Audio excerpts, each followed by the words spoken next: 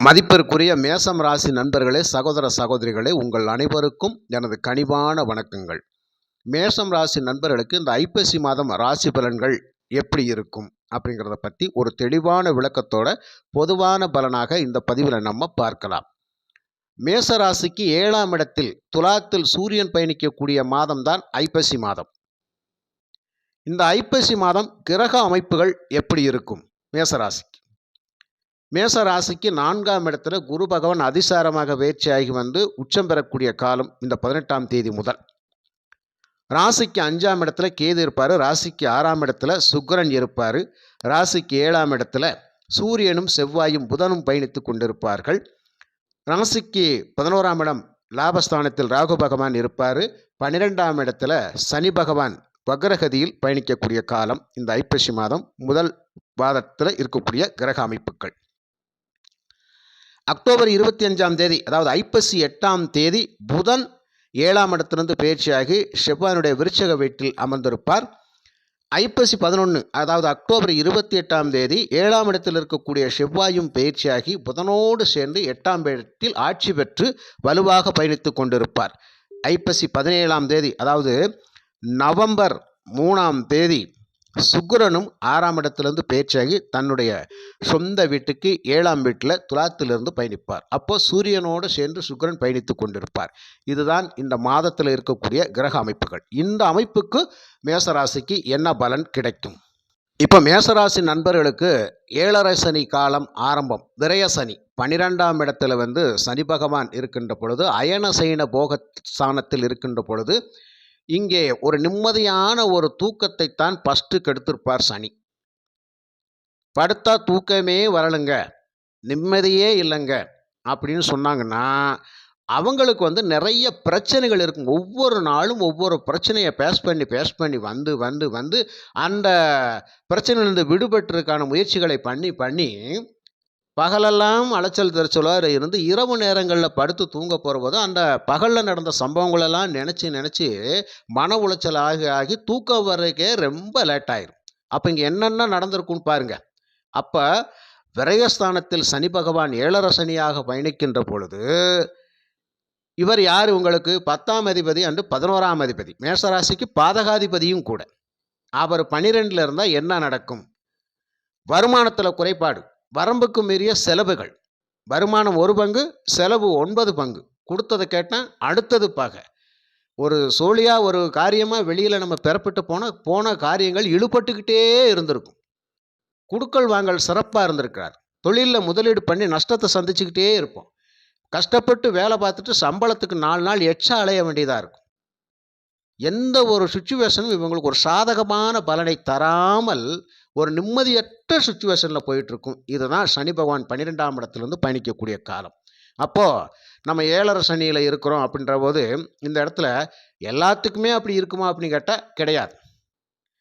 நம்ம பிறந்த நாமயோகத்தின் அடிப்படையில் சனி பகவான் யோகாதிபதியாக இருந்து 12ல் இருந்து அவங்களாம் ஒரு கையஸ்டாக இருப்பாங்க. அவங்களுக்கு நிம்மதியான உறக்கம் வரும், அவங்க சந்தோஷமாக தான் இருப்பாங்க. அவங்களுக்கு தேவைக்கு மேலே பணம் கிடச்சிக்கிட்டு இருக்கும். அவங்க எதை தொட்டாலும் துலங்கும்.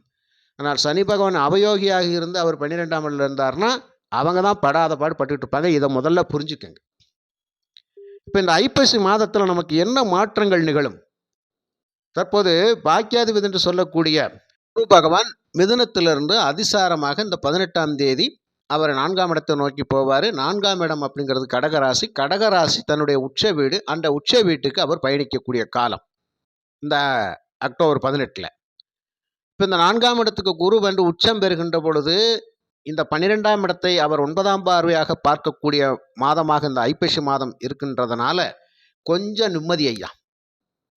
ஏதோ ஒரு நிம்மதி கிடைக்க போகுது, ஏதோ ஒரு சந்தோஷம், ஏதோ ஒரு மகிழ்ச்சி, ஏதோ ஒரு சில காரியங்கள் நமக்கு சக்ஸஸ் ஆக போகுது. சந்திக்காத மனிதர்களை சந்திக்க போகிறோம். நீண்ட நாட்களாக முயற்சி பண்ணிக்கிட்டு இருந்த நிறைய வேலைகள் அப்படிங்கிறது, நிறைய காரியங்களுக்கு அப்படிங்கிறது நமக்கு சக்ஸஸ் ஆக போகுது அப்படின்னு அர்த்தம். அப்போது இந்த 4ஆம் இடத்தில் இருக்கக்கூடிய குரு பகவான் அவர் பார்க்கக்கூடிய 9ஆம் பார்வை 12ஆம் இடம் சனி பகவானுடைய வீட்டை பார்க்கின்ற பொழுது மேசராசிக்காரவங்களுக்கு ரொம்ப நிம்மதி, சந்தோஷம் அப்படின்றத முதல்ல புரிஞ்சுக்கங்க. அப்போ வருமானம் சிறப்பு, தேவைக்கான செலவுகளைத்தான் இப்போ செய்ய போகிறோம். அந்த தேவைக்கான பணமும் நமக்கு வந்துடும். தூர தேசங்கள், வெளிநாடுகளில் வசிக்கக்கூடிய நிறைய நபர்கள், தொழில் செய்யக்கூடிய நிறைய நபர்களுக்கெல்லாம் ஒரு அற்புதமான யோக காலம் அப்படின்னே சொல்லலாம். மனசை தேத்திக்கலாம். சந்தோஷம். அப்போ இந்த ஐப்பசி மாதத்தில் நமக்கு நடக்கக்கூடாத நல்ல விஷயங்கள் எல்லாம் நடக்க போகுது அப்படிங்கிறத முதல்ல புரிஞ்சுக்கங்க. குடுக்கல் வாங்கல் ரொம்ப சிறப்பாக இருக்கும். எடுத்த காரியங்கள் எல்லாம் நல்ல சிறப்பாக நடக்கக்கூடிய அமைப்பு. நீண்ட நாட்களாக கிடப்பில் போடப்பட்ட வேலைகளை எல்லாம் நம்ம செஞ்சு முடிக்க போகிறோம். ரொம்ப நாளாக ஒரு முக்கியமான பர்சனை பார்க்கறதுக்காக அலைஞ்சிக்கிட்டு இருக்கிறேன், அவங்களால எனக்கு ஒரு காரியம் சக்ஸஸ் ஆகணும், எப்போ ஆகும் எப்போ ஆகாது அப்படிங்கிறதெல்லாம் ஒரு மன நிம்மதி இல்லாமல் போயிட்டு இருக்கேன் ஐயா அப்படின்னா இந்த காலகட்டத்தில் போய் பாருங்கள், கண்டிப்பாக சக்ஸஸ் ஆகும். மிகப்பெரிய ஆன்மீக குருமார்களை எல்லாம் நீங்கள் சந்திப்பீங்க. ஆலய திருப்பணிகள் மேற்கொள்வீங்க. ஆலய தரிசனங்களுக்காக நீங்கள் ஆன்மீக பயணங்கள் மேற்கொள்வீங்க. இங்கெல்லாம் ஒரு நிம்மதி கிடைக்குது. கொடுத்தது கேட்டால் அடுத்தது பகை அப்படிங்கிற சுச்சுவேஷனில் இருந்தவங்க நிறைய மேசராசி நண்பர்களுக்கு இப்போ கொடுத்தது கேட்டால் கிடைக்கும், பகை அப்படிங்கிற சுச்சுவேஷன் மாறிடும். இப்போ தாங்க நிம்மதி பிறக்க போகுது. இப்போ தான் நிம்மதி. அப்போது 12 மாதங்களும் அப்படிங்கிறது நமக்கு நன்மைகள் நடக்காவிட்டாலும் ஒரு சில மாதம் அப்படிங்கிறது நமக்கு கண்டிப்பாக நன்மைகள் நடக்கக்கூடிய மாதமாக இருக்கும். அது இந்த ஐப்பசி மாதம். சரி, சூரியன் ஐப்பசி மாதத்தில் ராஜ கிரகம் நீச்சமாகுது ஐயா. என்னுடைய ராசியில் உச்சம் பெறக்கூடிய கிரகம் சூரியன், அவர் 7ல் போய் நீச்சம் பெறுறார் ஐயா. அப்போ இவர்னால எனக்கு ஏதாவது கெடுபலன்கள் வந்துருமா அப்படின்னா ஒரு விஷயம் என்னன்னு கேட்டால், சூரியன் நீச்சம் பெறுகின்ற பொழுது இங்கே என்ன நடக்குன்னா, நம்ம எந்தெந்த வேலை வாய்ப்புகளில் இருக்கிறோமோ, எந்தெந்த பதவிகளில் இருக்கின்றோமோ, அந்த பதவிகளிலெல்லாம் நம்ம தக்க வச்சுக்கிறதுக்கு பார்க்கணுன்னு அர்த்தம். தேவையில்லாத ஒரு வேறு வேலைக்கு நான் முயற்சி பண்ணுறேன், வேறு சோழிகளுக்கு நான் போகிறேன் எடுக்கிறேன் அப்படின்ற மாதிரி இல்லாமல், நம்ம இப்போ என்ன பண்ணால் இருக்கிற இடத்துல அப்படியே இந்த மாதம் அலுங்காமல் உட்காந்து காரியத்தை சாதிச்சுக்கிறணும். இதை தான் 7ல் சூரியன் வருகின்ற பொழுது இருக்கக்கூடியது. இடைஞ்சல்கள் இல்லாமல் பார்த்துக்கிறணும். 7ஆம் இடம் அப்படிங்கிறது நண்பர்கள், சுற்று வட்டாரங்கள் அப்படிங்கிறது அங்காளி பங்காளிகளை குறிக்கக்கூடிய ஸ்தானம் அப்படிங்கிறதுனால, குடுக்கல் வாங்கல் அப்படிங்கிறதுனால, இந்த ஜாமீன் சம்பந்தப்பட்ட விஷயங்கள் அப்படிங்கிறதுனால, இதெல்லாம் 7ஆம் இடம் அப்படிங்கிறது வேலை செய்யக்கூடிய இடங்களில் நீங்கள் கன்ஃபார்மாக யாருக்கும் இந்த வாக்கு கொடுக்கறது, பண பரிவர்த்தனைகள் தேவையில்லாமல் பண்ணுறது அப்படிங்கிற வேலையெல்லாம் நீங்கள் விட்டுருங்க.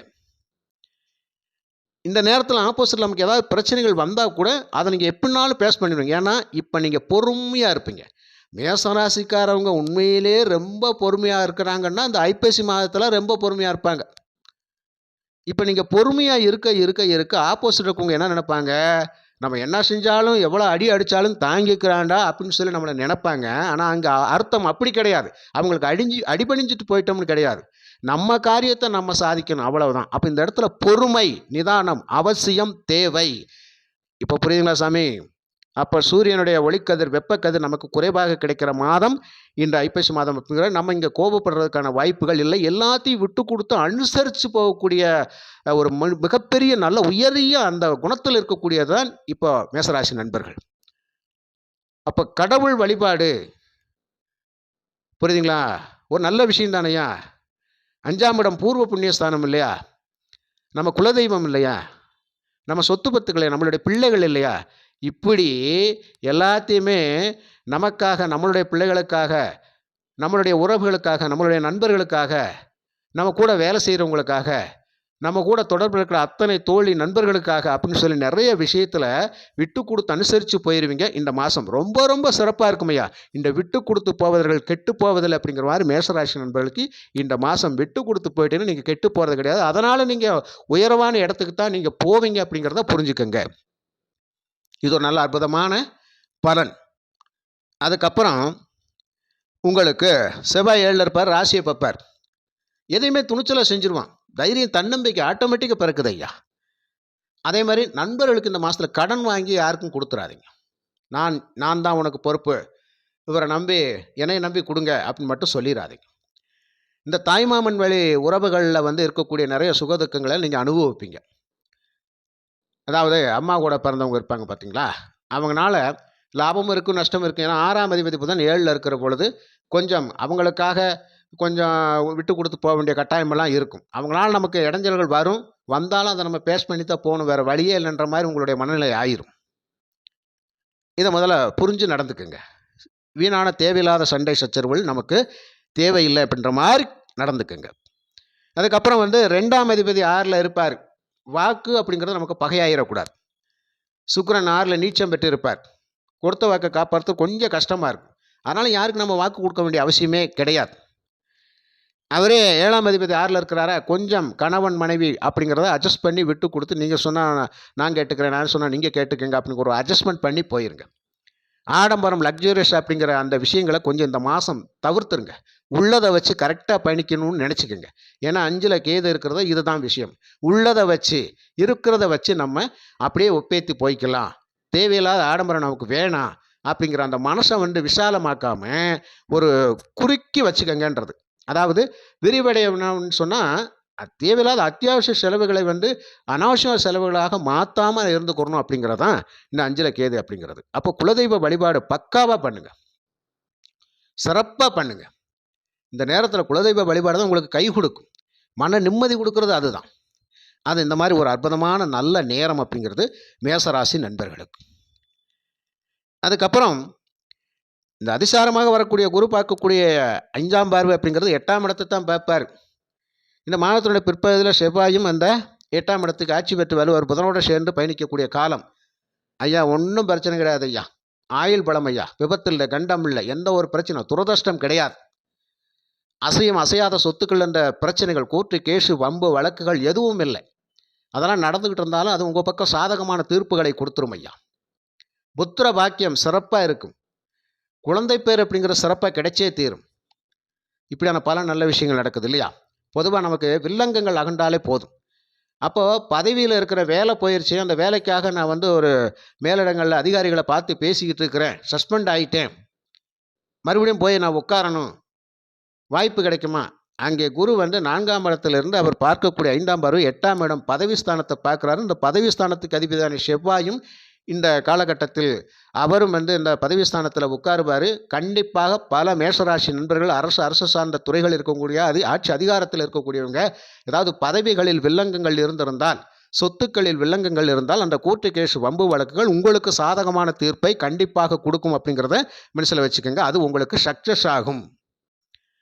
அதுக்கப்புறம் குரு பார்க்கக்கூடிய 7ஆம் பார்வை அதிசாரமாக இருந்து குரு பார்க்கக்கூடிய 7ஆம் பார்வை அப்படிங்கிறது உங்களுடைய தொழில் ஸ்தானத்தை பார்ப்பார். ஜீவனஸ்தானத்தை பார்க்கின்ற பொழுது இங்க ஜீவனம் வலுப்பெறுகின்றது. இந்த மாசம் எப்படினாலும் சமாளிச்சுருவோம். வேலையில நல்லா திருப்தியா இருக்க போறோம். தொழிலும் ரொம்ப திருப்தியா இருக்கும். பக்காவா போயிட்டுருக்கும். வருமானம் சிறப்பா இருக்கும். தேவையான விஷயங்களெல்லாம் நம்ம சக்சஸ் பண்ணியிருக்கோம். சுபமங்கல நிகழ்வுகள், பேச்சுவார்த்தைகள் அடிபடும். அதே சமயத்தில் தாய், தந்தை உறவுகள் அப்படிங்கிறது பலப்படும். அந்த பலப்பெறுகின்ற காலகட்டத்தில் அவங்க மூலியமாக உதவி, உபகாரங்கள் கிடைக்கும். இதெல்லாம் ஒரு நல்ல விஷயங்கள் அப்படிங்கிறது நடக்கும் ஐயா. அவர் பார்க்கக்கூடிய 9ஆம் பார்வை 12ஆம் இடத்தினுடைய அவர் வீட்டை பார்க்கறனால, உங்களுக்கு நிறைய நல்ல விஷயங்கள் நடக்கும். ஆன்மீக குருமார்களை சந்திப்பீங்க. முக்கியமான பெரிய மனிதர்களோட சந்திப்பு அப்படிங்கிறது உங்களுக்கு நிகழும். அவங்களால உங்களுக்கு சில ஆலோசனைகள் உங்களுக்கு கிடைக்கும். அந்த ஆலோசனைகளை கேட்டு அதன்படியாக நீங்க நடப்பீங்க. அது உங்களுக்கு நல்ல விதத்தில முடியும். அப்ப இந்த இடத்துல குருமார்களுடைய ஆலோசனை கேட்க தவறி விடாதீர்கள். முக்கியமான மனிதர்களோட சந்திப்பை வந்து நீங்க கண்டிப்பா சந்திப்பீங்க. மிகப்பெரிய மனிதர்களோட தொடர்பு உங்களுக்கு கிடைக்கும். ஆன்மீக பயணங்கள் மேற்கொள்ளுங்க. இந்த நேரத்தில வந்து கோயில் குளத்துக்கு போயிட்டு வரலாம் அப்படிங்கிறது. அதாவது ஆடம்பரத்த கூட நீங்க விட்டுருவீங்க. ஆடம்பரத்த விட்டுட்டு ஆன்மீகத்தில போவீங்க. அப்ப கடவுள் தான் துணை அப்படிங்கிற மாரி போவீங்க. நடப்பதெல்லாம் நன்மைக்கே அப்படின்னு சொல்லி போவீங்க. அப்ப இறை வழிபாடு உங்களுக்கு ரொம்ப ரொம்ப பக்கபலமா இருக்கும் இல்லையா? உண்மைதான்.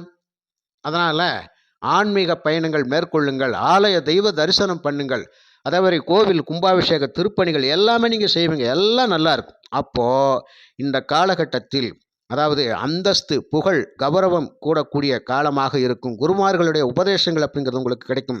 தந்தை வழி சொத்துக்கள் மூலமாக ஆதாயம் கிடைக்கும். ஒரு நல்ல விசுவாசிகளாக இருப்பீங்க. சந்ததி விருத்தி நிச்சயமாக உண்டு. அப்போ தனவரவு, ஆதாயம் நல்லா சிறப்பா இருக்குது. அதிர்ஷ்டங்கள் ஏற்படக்கூடிய மாதமாக இந்த மாதம் இருக்கும். அப்ப நிம்மதியான தூக்கம், நிம்மதியான சந்தோஷம், நிம்மதியான உறக்கம் அப்படிங்கிறது நிச்சயமாக இருக்கும். ஆக இத்தனை மாதம் கஷ்டப்பட்டோம், ஏதோ இந்த மாதம் கொஞ்சம் பரவாயில்ல அப்படிங்கிற மாரி இருக்கும் ஐயா. இது கோச்சார பலன். கோச்சாரத்தில் இதுதான் நடக்கும். மாணவ செல்வங்கள் சிறப்பாக படித்து தன்னுடைய நல்ல மதிப்பெண்களை பெறக்கூடிய அமைப்பு. பெண்கள் வீட்டில் ரொம்ப சந்தோஷமா, அற்புதமாக இயங்கக்கூடிய அமைப்பு அப்படிங்கிறத அவங்க வேலையை கரெக்டாக செஞ்சு நிம்மதியா போயிட்டு இருக்கிற நேரம். செலவுகளுக்கு பணம் எங்கன்னா வருதுனாலும் நீங்க கேட்ட உடனே கிடைக்கும். அந்த வீட்டு செலவுகள வந்து தாய்மார்கள் அப்படிங்கிறது, பெண்கள் அப்படிங்கிறது பொறுப்புல இருக்கக்கூடியவங்க நல்ல பொறுப்பா, சிறப்பா செயல்படுறதுக்கான பண வரவு நல்லா இருக்கும். திருப்தியா, சந்தோஷமா, மகிழ்ச்சியா இருப்பீங்க. ஆக மேசராசி நண்பர்களுக்கு எந்த துறையில் இருந்தாலும் இந்த ஐப்பசி மாதம் ரொம்ப சிறப்பான மாதமாக இருக்கும். சூரியன் நீச்சம் பெறுகின்ற இந்த காலகட்டத்தில் உங்களை ரொம்ப சோதிப்பாங்க. உங்கள் பொறுமையை சோதிப்பாங்க. அந்த பொறுமையை மட்டும் நீங்கள் விட்டு கொடுத்துறாதீங்க. பொறுமையாகவே இருங்க. பல காரியங்கள் நீங்கள் சக்ஸஸ் பண்ணுவீங்க. இதுதான் அந்த ஐப்பசி மாதம் மேசராசியின் நண்பர்களுக்கு கிடைக்கக்கூடிய நல்ல பலன்கள் என்று கூறி மீண்டும் ஒரு நல்ல பதிவு நான் உங்களை சந்திக்கின்றேன். நன்றி, வணக்கம்.